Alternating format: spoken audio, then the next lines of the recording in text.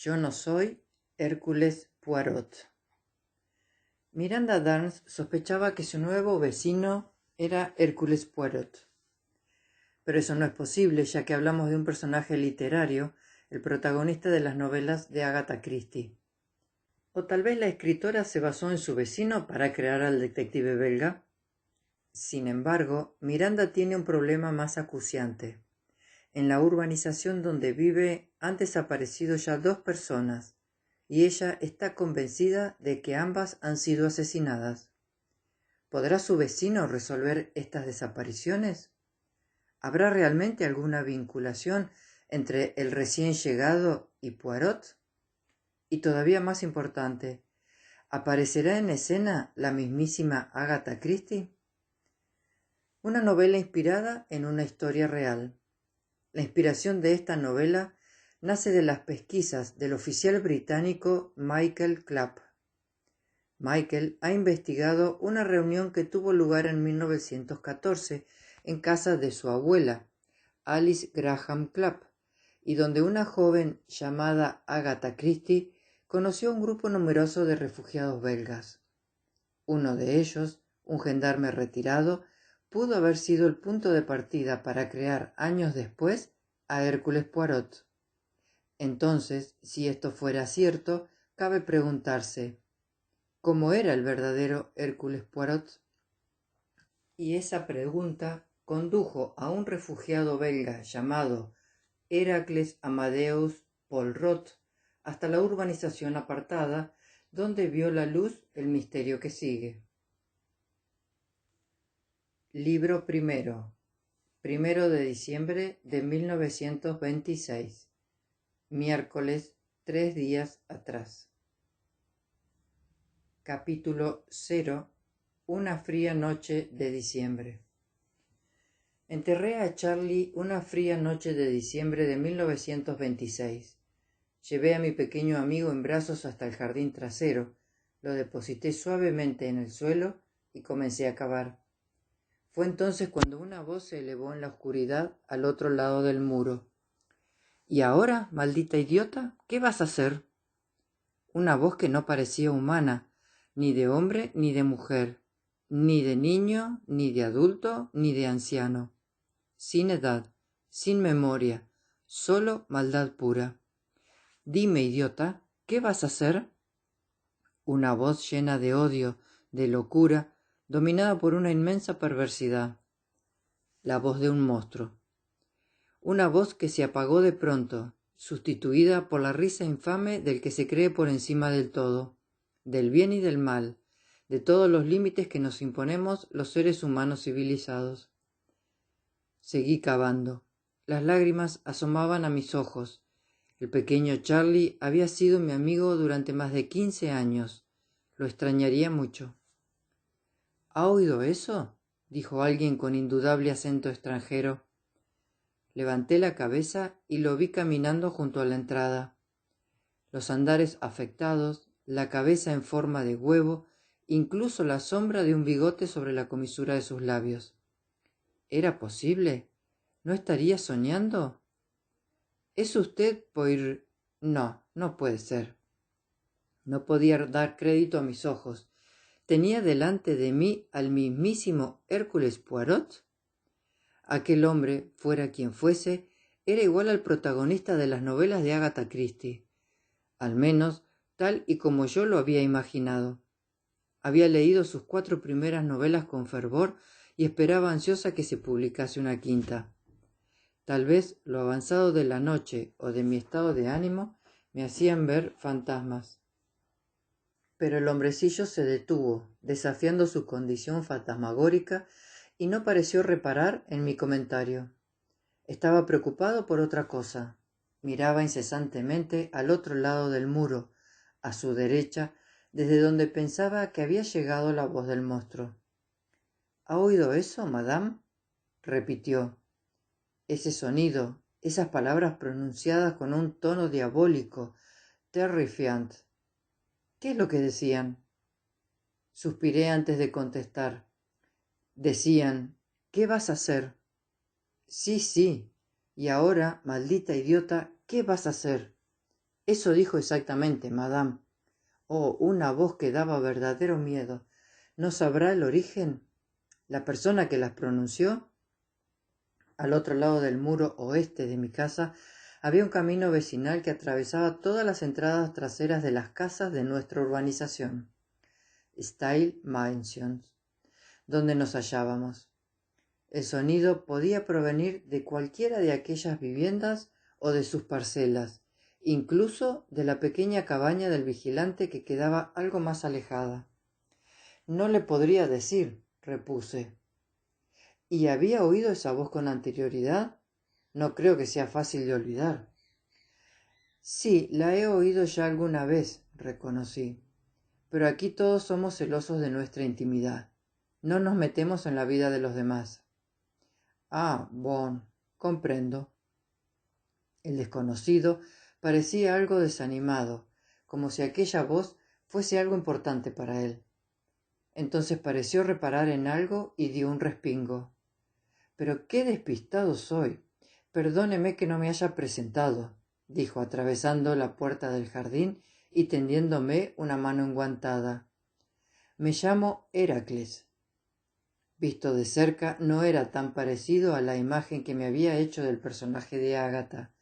No era tan bajito como el hombre que describía en sus novelas.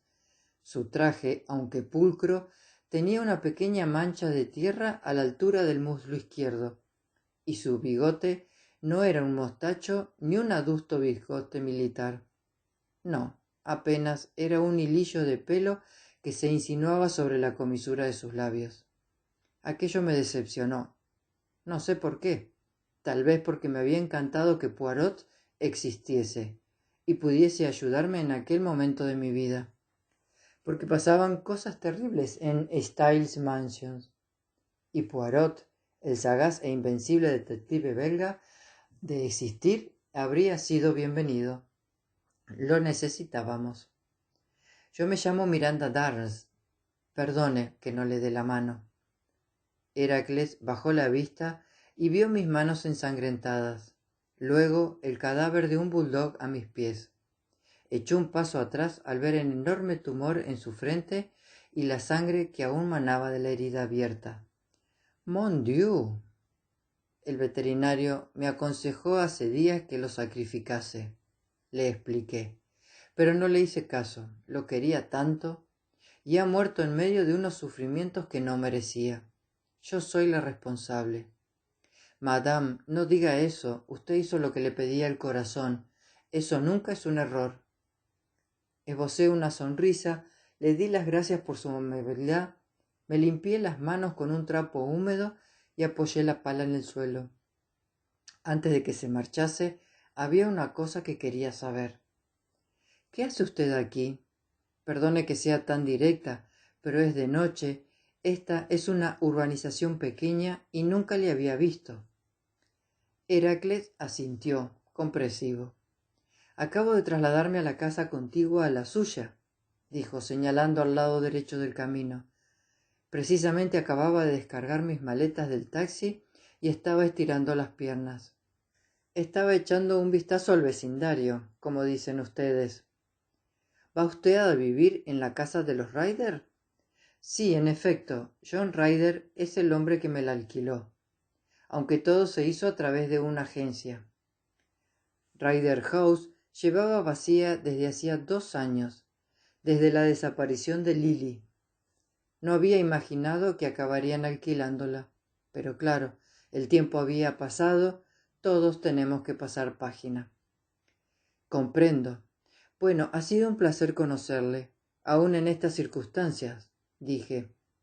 Ahora que somos vecinos, recuerde que Miranda Darnes está a su disposición. Heracles inclinó la cabeza y cayó en mi trampa.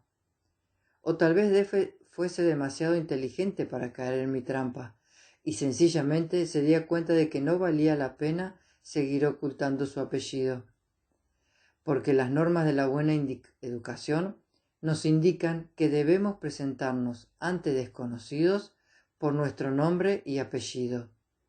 Y aquel hombre había dicho sencillamente que se llamaba Heracles. un reduccionismo muy poco inglés, si he de ser sincera.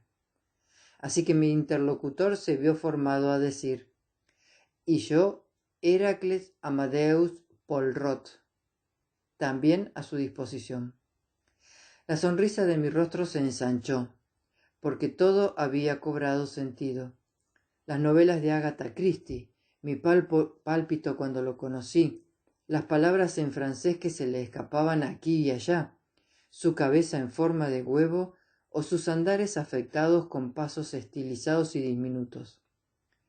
—¿Heracles y no Hércules? —preguntó. —Exacto —me contestó—. —Heracles Polrot y no Hércules Poirot —insistí. Mi interlocutor suspiró. Sin duda no era la primera vez que alguien ataba cabos. —Eso es. —Ya veo, Monsieur Polrot. Ha sido un placer conocerle. Heracles Polrot tocó el ala del sombrero que adornaba su cabeza. Igualmente. Le miré mientras se alejaba a pequeños pasos. Hinqué mi pala en la tierra de mi huerto. —Volveremos a vernos, monsieur —le anuncié, aunque no podía oírme. Y volviendo a alzar la pala, añadí: muy pronto. Capítulo 1. A la mañana siguiente. A la mañana siguiente el universo regresó a la normalidad. Mis hijos Theo y Jacob bajaron a carrera de sus habitaciones. Lo revolvieron todo, lo ensuciaron todo, atacaron la nevera y se comieron todo lo que no habían revuelto o ensuciado previamente. Bedelia Hopper vino a buscarlos para ir al colegio, y los niños se quejaron. Dijeron que se encontraban mal, que los adultos éramos injustos con ellos y que querían quedarse a jugar. 10 minutos después se subieron al coche que conducía la institutriz. El mal humor y los lloros olvidados, lanzando alaridos y jugando a sus juegos imaginarios con la pequeña Marcia. —¿Ha dormido bien, señora Darnes? —preguntó Bedelia, siempre atenta y solícita. Bedelia era la institutriz de Marcia, y en principio trabajaba para sus padres, los O'Connor. Pero ya que uno de sus deberes era llevarla al colegio, siempre tenía la amabilidad de llevar también a mis hijos hasta el Harrodsgate. —He dormido maravillosamente —mentí. —Yo no tuve buena noche. Oí una voz, un grito espantoso cuando estaba a punto de dormirme, y luego una voz extraña que ponía los pelos de punta y decía algo que no pude entender. —Me desvelé —repuso Bedelia. Pese a su amabilidad y a sus buenas maneras, no me gustaba Bedelia. Llevaba unas gafas muy gruesas, el pelo recogido y un feo gesto de desprecio torciéndole el labio inferior. Era como si su rostro contradijese sus modales impecables y esa generosidad de la que hacía gala. En mi opinión, todo era una fachada, pura hipocresía. —Yo no oí nada, querida —mentí de nuevo—. ¿Una pesadilla, tal vez, señorita Hooper? Puede ser, puede ser. Bedelia no parecía convencida. Meneaba la cabeza cuando entró en su vehículo con aquellos 3 diablillos de entre 11 y 13 años. Recordé que, solo un par de inviernos atrás, eran 4 los diablillos que ocupaban aquellos asientos. La ausencia de Lily Ryder no parecía preocupar a los pequeños entregados a sus juegos, pero yo sentía en mi corazón que aquel era un asunto que había que solucionar. Y ahora, por fin, tenía la intuición de saber cómo lograrlo. El coche arrancó. Salí hasta la calle y despedí a mis hijos agitando la mano, pero no miraron en mi dirección. La tumba de Charlie, mi dulce y fiel bulldog, quedaba a mi izquierda cuando pisé de nuevo el jardín. Había encargado una placa, algo sencillo. Aquí yace un ángel. Aquella frase la describía a la perfección. Ojalá hubiera podido evitar el terrible sufrimiento de mi perro en su hora final. Ya no podía cambiar el pasado, pero estaba a tiempo de evitar el sufrimiento de otros seres humanos que solo yo sabía que se hallaban en peligro. Y estaba a tiempo también de castigar al culpable, y ello me entregaría en cuerpo y alma, porque al contrario de lo que le había dicho a Bedelia, no había dormido en toda la noche. Y durante aquella vigilia interminable había tomado la decisión de hacer justicia en nuestra pequeña urbanización. Eran las 8:30 de la mañana cuando regresé al interior de mi casa. Fui directa hasta el armario y lo abrí. Mis viejos vestidos se mostraron ante mis ojos, aún más viejos que en mis recuerdos. Monsieur Poirot es un hombre muy cuidadoso con su indumentaria, me dije, intentando separar en mi mente a mi nuevo vecino del Poirot de las novelas.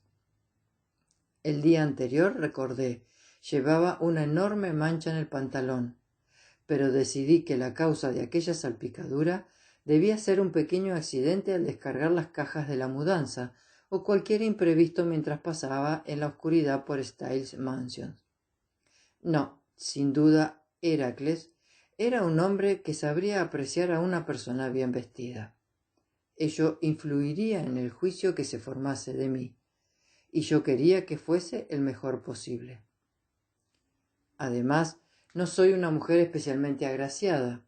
Apenas mido 1,50 m. Estoy demasiado delgada y mi cabello es muy fino, quebradizo, escaso. Si quería impresionar a Poirot, no sería por mi físico, así que tendría que buscar aliados en otra parte. Rebusqué entre mis prendas hasta que hallé un vestido de lana, muy sobrio pero elegante. Luego me peiné, me puse el menos llamativo de mis sombreros y salí a la calle en dirección a Ryder House. Llevaba en la mano un documento que esperaba convenciese a Poirot de que mi posición no era de ninguna locura. Es más, Dios nuestro Señor le había traído hasta mi puerta para ayudarme en una misión concreta y sagrada. Poirot era un enviado del cielo, por así decirlo, aunque no era tan tonta como para planteárselo en esos términos. Poirot era un hombre de ciencia, que pensaría que era una beata o alguien con una mente supersticiosa, pero yo sinceramente creía que la mano del Altísimo estaba detrás de su llegada. Pensando precisamente en todo ello, besé la medalla que siempre llevaba al cuello, la de Nuestra Señora de Walsingham, toda pureza, llevando en la falda a Cristo Niño, un infante sin tacha como la pequeña Lily Ryder o como Claudia. No, no, mascullé, deteniéndome delante de la puerta del jardín de Poirot. No le hables de momento de Claudia, solo de Lily. Ya llegará el momento, muy pronto, cuando él haya comprendido cuál es nuestra misión. Solo entonces le hablaré de Claudia. Frené una lágrima que estaba resbalando por mi mejilla al pensar en Claudia. Recompuse mi vestido y carraspeé. Monsieur Poirot. Había caminado los pocos metros que separaban mi vivienda de Ryder House. Repetí su nombre 2 veces. Nadie respondió. Y entonces, dominada por un súbito impulso, traspasé la puerta del jardín delantero tal y como mi vecino hiciera con el mío la noche anterior. Rodeé decidida el contorno de la casa. Miré por el cristal de la ventana de la cocina, por el de uno de los dormitorios y finalmente por el gran ventanal del salón, donde hallé a Poirot, sentado en un sofá y vestido con un elegante batín morado. Sí, todo ha salido según lo previsto, le decía a alguien al teléfono. Al menos de momento. Le informaré en cuanto sepa algo más sobre... Entonces Heracles levantó la vista y me vio, la nariz pegada al cristal, mirándole fijamente y sonriendo, porque estoy convencida de que se me escapó una media sonrisa. Y es que sabía con quién estaba hablando, con Agatha Christie. Tengo que colgar, anunció entonces Poirot a su interlocutor. y eso hizo abruptamente de un solo golpe, colocando el auricular en el soporte. Entonces se levantó del sofá, se ajustó el batín y caminó lentamente hasta la ventana. Abrió el batiente izquierdo y me dijo: «Señora Darnes, qué grata sorpresa. Permítame invitarla a pasar». Capítulo 2. Harting y no Hastings. En primer lugar, quiero pedirle perdón por mi atrevimiento, Monsieur Poirot. No suelo entrar así en propiedades ajenas, pero es que el asunto que me trae ante usted es de suma importancia. Por supuesto, estoy seguro que debe serlo. Poirot sirvió unos licores, nada demasiado fuerte, nada demasiado ostentoso. Me di cuenta de que, pese a que acababa de llegar a Ryder House, todo parecía perfectamente colocado en su sitio. Debía de haber deshecho ya sus maletas y ordenado su nuevo hogar. Tal vez se acababa de dar una ducha tras sus horas de trabajo, cuando una vecina entrometida llamó a su puerta, o a su ventana en este caso. Bueno, ¿qué se le iba a hacer? La ocasión lo merecía.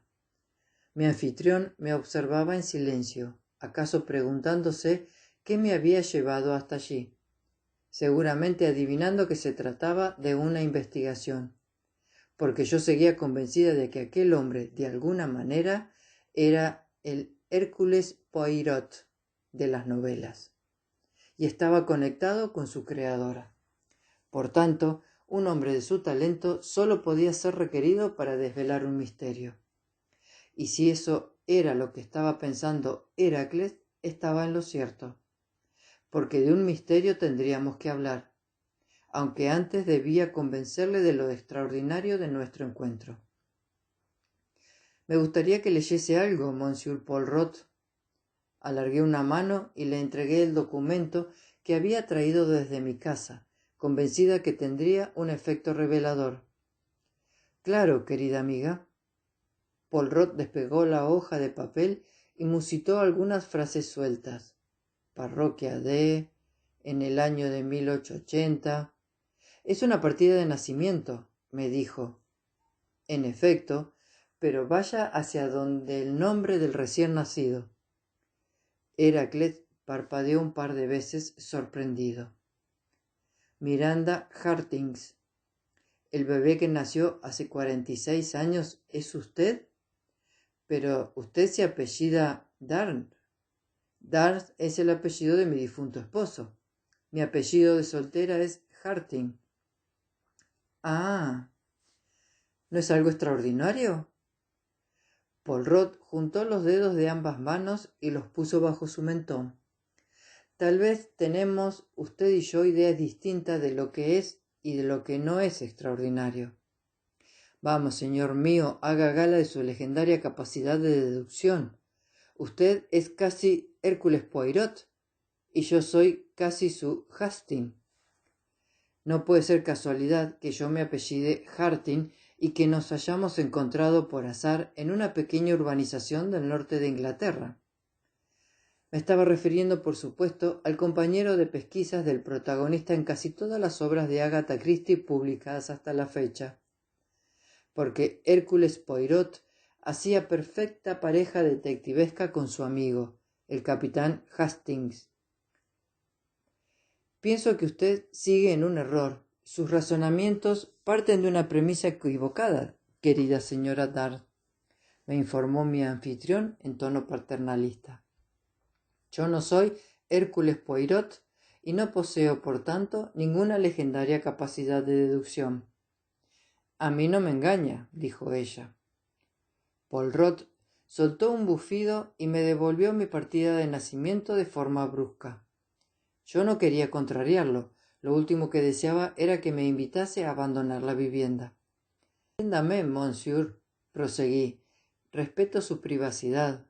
Respeto que quiera pasar desapercibido, que cambie su aspecto respecto a las novelas, que se haya recortado el bigote o que intente disimular su vocabulario francés. ¿Disimular? Ayer estaba cansado tras un largo viaje y no pensaba que se le reconociera tan pronto. así que me llamó Madame.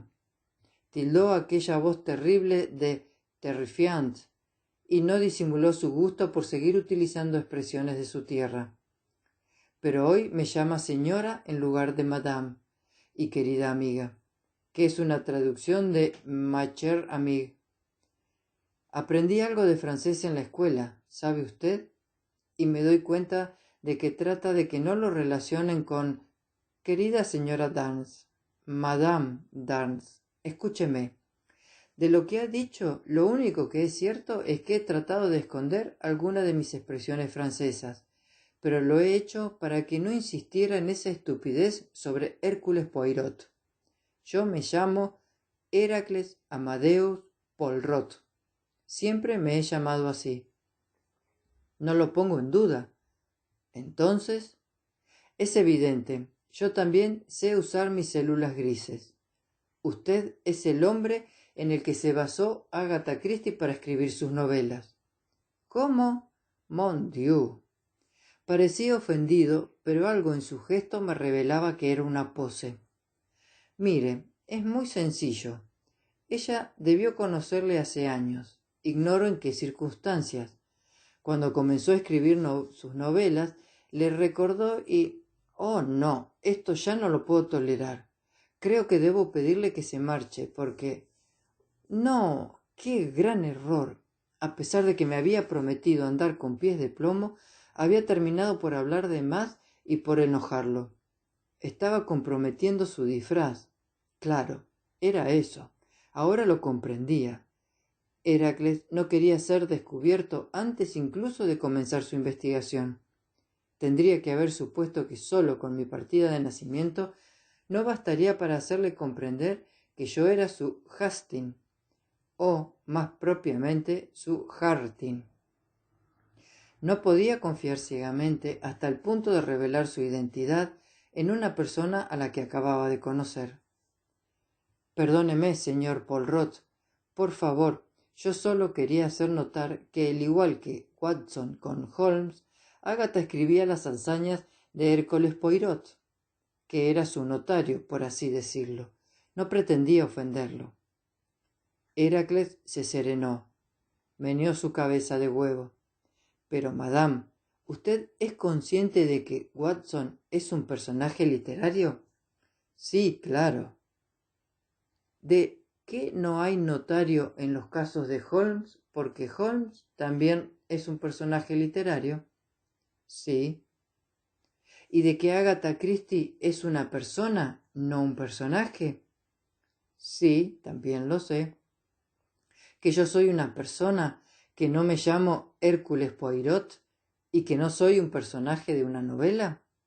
Sé perfectamente todo eso, monsieur, pero pues yo no tengo tan claro que lo sepa, que sepa distinguir con claridad la línea que separa el mundo real de la literatura. Se hizo el silencio. Mi anfitrión sorbió su licor sin hacer el menor ruido. Se secó la comisura de los labios con un pañuelo de seda. Todo eso que acaba de decirme no cambia un hecho esencial, le aclaré. El hecho que me hizo venir hasta aquí a buscar su ayuda. ¿Y cuál es ese hecho?, me preguntó. Hay gente en peligro en nuestra urbanización de Style Mansions. Otro niño, o tal vez un adulto la próxima vez. Alguien que podría morir en cualquier momento. Polrot levantó el dedo índice de su mano derecha. Es la primera cosa de cuantas me ha dicho esta mañana que suscita mi interés. Estaba nerviosa. Había soñado que todo iría mejor, que nos entenderíamos a la primera, que comprendería que nuestra misión era investigar juntos aquel caso. Pero todo estaba yendo mal. Hasta ahora. Esperaba que las cosas pudieran encauzarse. Tomé yo también un sorbo de licor. Me relamí los labios. Y bien, me urgió a continuar Polrot. No parecía sorprendido por mi anuncio de que alguien podía morir en cualquier momento. Una persona a la que acababa de acusar de no estar del todo en sus cabales, de no saber separar la realidad de la fantasía, ahora le hablaba de asesinatos. Y el bueno de Heracles Lejos de decidir que era el momento de echar a esa persona de su casa y para siempre, entendía que debía ser escuchado con el mayor interés. Aquello me reafirmó en la idea de que me hallaba ante un detective y que no andaba errada en mis sospechas sobre aquel belga estirado. Todo comenzó en esta misma casa, le expliqué, en el mes de noviembre de hace 2 años. La pequeña Lily Ryder desapareció. Tenía 8 años, era rubia, muy menuda, y no jugaba mucho con mis hijos porque era la más pequeña del lugar. No tenían mucho en común, pero hacían buenas migas, sobre todo con Marcia O'Connor. Sus padres, John y Effie O'Connor, habitan la casa justo al lado de la mía, la de la derecha. ¿La que tiene el muro de piedra más alto y las enredaderas?, me preguntó. Esa. Muy bien, prosiga. Tal vez quiera contarme cómo desapareció exactamente. Poirot me observaba con interés, como si intentase descubrir algo más allá de mis palabras, como si ya conociese la historia y quisiese descubrir qué sabía yo exactamente. Ese es el primer misterio. Desapareció sin más. Estaba jugando en el jardín de la entrada, ese por el que acabo de pasar. Su madre me dijo que acababa de mirar por la ventana y que la vio jugando con sus muñecas. Al instante siguiente se había esfumado. Yo estaba haciendo la siesta cuando la niña desapareció. Ambos miramos hacia la ventana. Era la que yo había usado unos minutos antes para espiarle mientras hablaba por teléfono. Así pues, la niña no pudo ir muy lejos, Madame Darns. Eso pensó la policía. Revisaron Style Mansions de arriba a abajo. Entraron en todas las casas, golpearon muros, examinaron cada habitación, nos interrogaron a todos, sin resultado. El vigilante Raymond Knowles llegó a ser el sospechoso, o al menos lo tuvieron en su punto de mira. Pasaron un día entero cavando en su jardín y se lo llevaron 2 veces a la central. Pero la institutriz de los O'Connor, Bedelia Hopper, le dio una coartada. Dijo que estuvo con ella toda la tarde ayudándola a pintar su habitación en la casa de los O'Connor. Al cabo de un tiempo, las fuerzas del orden concluyeron que alguien, de dentro o de fuera de la urbanización, se la había llevado en un vehículo. Pero la madre no oyó ningún vehículo a aquellas horas. El padre, John Ryder, estaba trabajando en su estudio. No sabía nada tampoco. Bedelia usaba el coche de sus señores, los O'Connor, pero ya he dicho que declaró que pasó la tarde pintando con el vigilante. Los O'Connor no tenían otro coche. Yo tengo uno muy viejo de mi difunto esposo, pero hace tiempo que no lo conduce nadie. Los Ryder y los Weaver no tenían vehículo propio. Se desplazaban en tren o autobús o taxi, como todo el mundo. La policía revisó todos nuestros coches y hasta se llevó alguno para hacer un examen más exhaustivo. De cualquier forma, esa línea de investigación no llevó a ninguna parte. La niña nunca apareció, ni una pista, una pieza de ropa o un rastro por pequeño que fuese en casas, caminos, calles o vehículos. Los padres quedaron destrozados y al cabo de un tiempo se marcharon de la urbanización, incluso del condado de North Yorkshire. No sé qué ha sido de ellos. La madre, Fiona, murió, me explicó Poirot. El padre está muy enfermo. Vive en Londres. Creo que la pena el no saber qué fue de su hija. Les ha ido comiendo por dentro. Pensé que había alquilado la casa a través de una agencia, que no los conocía en persona. Así es, no los conozco. Como Poirot no parecía dispuesto a revelar nada más, proseguí dando algunas explicaciones adicionales sobre Lily y sus padres, sobre la progresiva ausencia de la policía, cada vez menos interesada en el caso, hasta que dejaron de venir unos 6 meses atrás. Hace un momento, Madame, Me ha dicho que sus vecinos estaban en peligro, que alguien podía morir. Supongo que tendrá una razón para pensar en ello. Un pálpito. ¿Un pálpito? Sí, ya sabe, una intuición. Sé lo que significa pálpito, pero me ha parecido, cuando lo ha dicho, que sus sospechas eran más concretas que un simple pálpito. A veces los pálpitos no son simples en absoluto. Hay un montón de cosas, de pequeños detalles que se van juntando, uniendo como piezas de un puzzle que está en el aire. Y de pronto, ¡plof!, todo encaja. ¿Entiende? No es un pálpito, es mucho más que eso. Pues deme razón de esos detalles que están en el aire y han provocado su pálpito. No sabría decir nada y todo. Una sensación de que algo malo va a suceder. Poirot no pareció muy contento con la vaguedad de mi explicación y musitó una maldición en voz baja y en francés. O eso creo que hizo. No le oí muy bien. Subió el tono de su voz y dijo: ¿Y qué relación tienen sus pálpitos, madame, y el peligro hipotético que acecha a otros miembros de esta comunidad? ¿Qué relación tiene todo esto con la desaparición de Lily Ryder? Porque ha dicho que todo comenzó con ella. No supe qué decir esta vez. Poco a poco me iba acorralando con sus preguntas. No quería hablarle de Claudia. No aún. Poirot debía llegar a ese punto por sí mismo y atar cabos, descubrir la verdad y hacer justicia. Cuando a mi mente acudió la palabra justicia, volví a pensar en Nuestra Señora de Walsingham. Extraje la medalla que colgaba de mi garganta y la besé varias veces con devoción. Levanté la vista y me di cuenta de que mi interlocutor aún esperaba una respuesta. Debe creerme, monsieur Poirot, hay un peligro muy real en Styles Mansion. Y como he dicho, todo comenzó con Lily. Al menos eso creo. Ni siquiera estoy segura. ¿Cómo decirlo? Las cosas que sé o creo saber están viciadas por mi conocimiento íntimo, muy íntimo, de las pocas personas que vivimos aquí. Mi visión es tan subjetiva que podría desviarle de la verdad. Por eso quiero que investigue con mi ayuda, pero no con mi guía.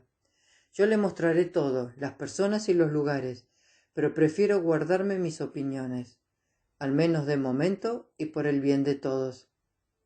¿Y no sería más adecuado que sea yo quien decida si sus opiniones son o no válidas? Que tenga todos los datos, aunque algunos sean discutibles, antes de decidir o de actuar?